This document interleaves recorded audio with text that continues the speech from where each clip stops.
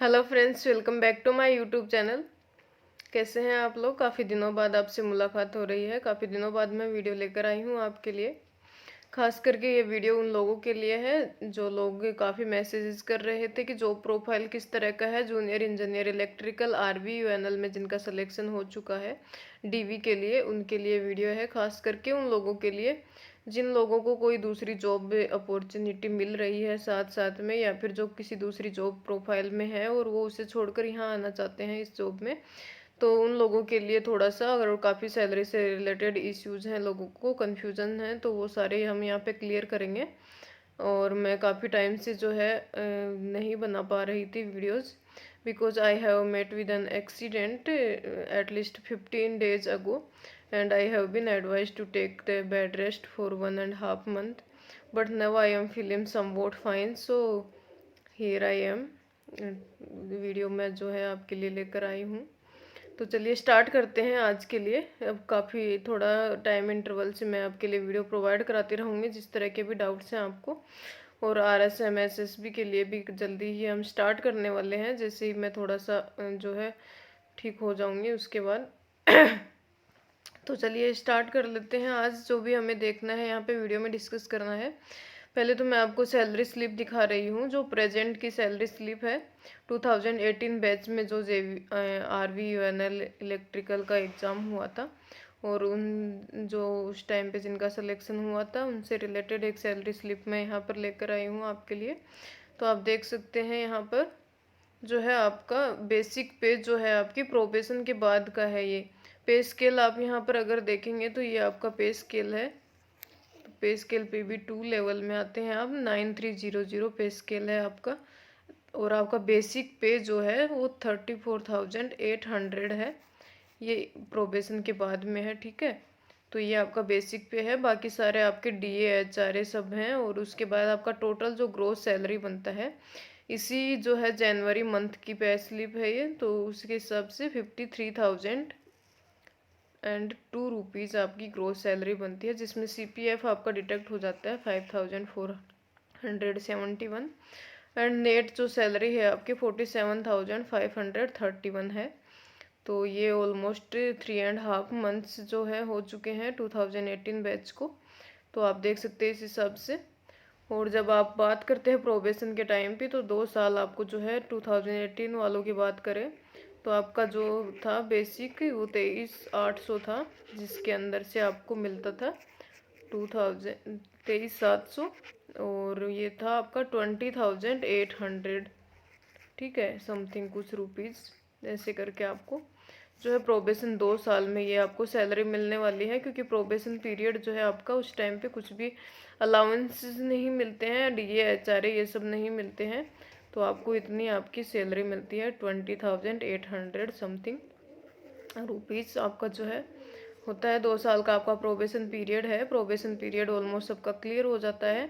काफ़ी टाइम पे ऐसे होता है कि अगर आप काफ़ी मिस्टेक्स करते हैं या फिर कुछ इस तरह के हो जाता है, इंक्वायरी वगैरह होती हैं या कोई इस तरह के दुर्घटना हो जाती है, तब आप अगर उसके लिए रिस्पॉन्सिबल होते हैं तो आपको कुछ चार्जशीट वगैरह इश्यूज हो जाती हैं वहाँ पे, तो वो भी क्लियर हो जाती हैं अगर आप वहाँ पे सही हैं और अपना पक्ष अच्छे से रख पाते हैं।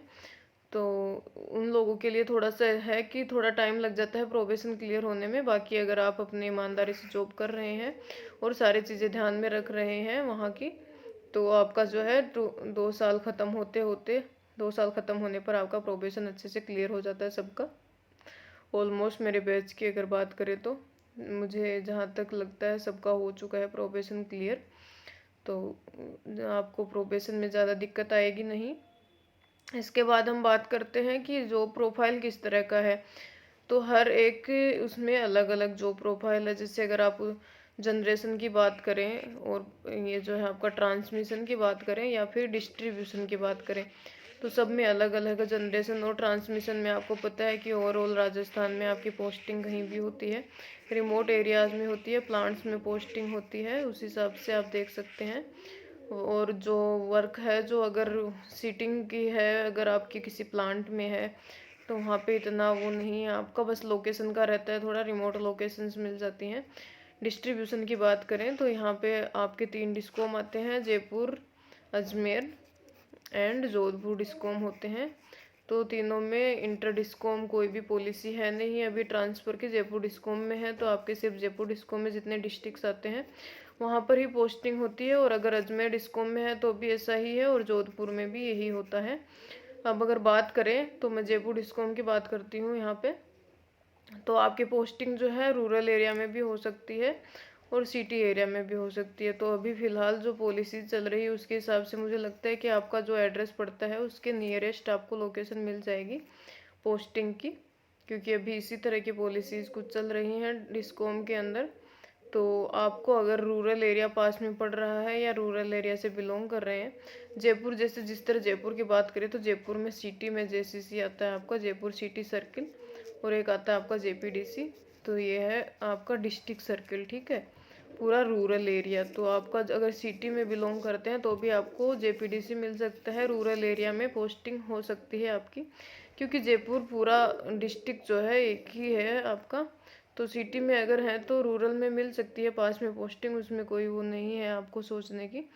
तो इस हिसाब से आपका डिपेंड करता है कि अगर सिटी में है आपका, तो जैसे अगर जयपुर की बात करें तो जयपुर काफ़ी जो है डेवलप्ड है आपका, हर एक एरिया जो अंदर के एरिया बाहर जो रूरल एरिया के आसपास सिटी है वहाँ पर बहुत ज़्यादा वर्क इन प्रोग्रेस है। लेकिन अगर बीच की बात करें अपन, सिटी की बात करें अंदर की, तो पूरा आपका ऑलरेडी डेवलप्ड है, वहाँ पे कोई इस तरह का नहीं है, ज़्यादा वर्कलोड नहीं होता है। हर एक इंसान को अपने अपने काम असाइंड होते हैं, जैसे मेंटेनेंस होता है तो उसके लिए अलग जेईएन होता है जिसको सिर्फ मेंटेनेंस का काम है, विजिलेंस और कनेक्शंस के लिए अलग जेईएन होता है, इस तरह से। और हर तरह के आपके जो है सिटी एरिया में काफ़ी जो है बेनिफिशियल रहता है आपका, लोकेशन अच्छी होती हैं किसी भी सिटी की देख लें। आपको एक अपना वर्क असाइंड होता है कि आपको सिर्फ वही वर्क करना है, जैसे मेंटेनेंस है तो सिर्फ बंदे को मेंटेनेंस करना है। रूरल एरिया की अगर बात करते हैं तो रूरल एरिया में जो है एरिया वाइज जेईएंस जो है एरिया अलोकेट होते हैं उनको। तो जैसे बात करें किसी भी एरिया की तो उसके अंदर जो सिटी म्यूनिसिपल का एरिया आता है, नगर पालिका का एरिया आता है, उसके लिए अलग जेईएन होता है। रूरल एरिया जो होता है उसके लिए अलग जेईएन होता है। अगर ज़्यादा बड़ा एरिया है तो 2 या 3 जेईएन हो सकते हैं, एक सब डिवीज़न में होते हैं इस तरह के। तो उनके लिए है कि उनको सारे काम करने होते हैं उस एरिया में, मेंटेनेंस भी उन्हीं को देखना है, कनेक्शंस का भी उसी को देखना है, विजिलेंस का भी उसी को देखना है, हर चीज़ के टारगेट डिसाइडेड होते हैं। तो इस तरह का है आपका। अब अगर बात करें सैलरी, आपको मैंने यहाँ पे बता दी है किस तरह से सैलरी मिलती है। तो अगर आपको पता है कि आप जहाँ पे जॉब कर रहे हैं वहाँ पे आपको ज़्यादा बेनिफिट है सैलरी के हिसाब से, तो मुझे लगता नहीं है कि आपको वो जॉब छोड़ के ये लेना चाहिए, क्योंकि जेईएन का जो है वर्कलोड बहुत ज़्यादा होता है यहाँ पर। अगर बात करें राजस्थान इलेक्ट्रिसिटी बोर्ड की, तो सबसे ज़्यादा वर्कलोड अगर बात करें सारी पोस्ट में तो जेईएन का ही होता है, क्योंकि हर एक जो ग्रास रूट लेवल पे काम करने वाला इंसान होता है वो जेईएन है। उसके बाद से ही सब लोग जो है उसके ऊपर अपने ओपिनियंस वगैरह देते हैं, काम करते हैं, लेकिन ग्रास रूट लेवल पे काम जो करता है वो जेईएन होता है। तो इस हिसाब से आप देख सकते हैं, अगर सैलरी आपको वहाँ पे ज़्यादा अच्छी मिल रही है इससे, तो आप क्यों जॉब छोड़ कर आना चाहेंगे यहाँ पे। अगर आपको इस तरह का है कि आपको अपना होम स्टेट है, होम टाउन है, वहाँ जाना है, तो वो सब इतना नहीं करता। अगर आप 2 साल बाद की बात करेंगे तो आप सोचेंगे कि मैं क्यों जॉब छोड़ के आया था, क्योंकि ऐसा नहीं है कि आपको होम स्टेट में होम टाउन के अंदर ही रखेंगे, यहाँ पे ट्रांसफर्स होते रहते हैं अपने हिसाब से। तो आप अगर जयपुर के रहने वाले, जयपुर में पोस्टिंग मिल भी गई है तो भी आपका भरतपुर ट्रांसफ़र हो सकता है। तो इस तरह से जो है ट्रांसफ़र पॉलिसीज़ हैं, चलती रहेंगी इसी तरह से, हर एक 1.5 साल में ट्रांसफ़र होते रहते हैं।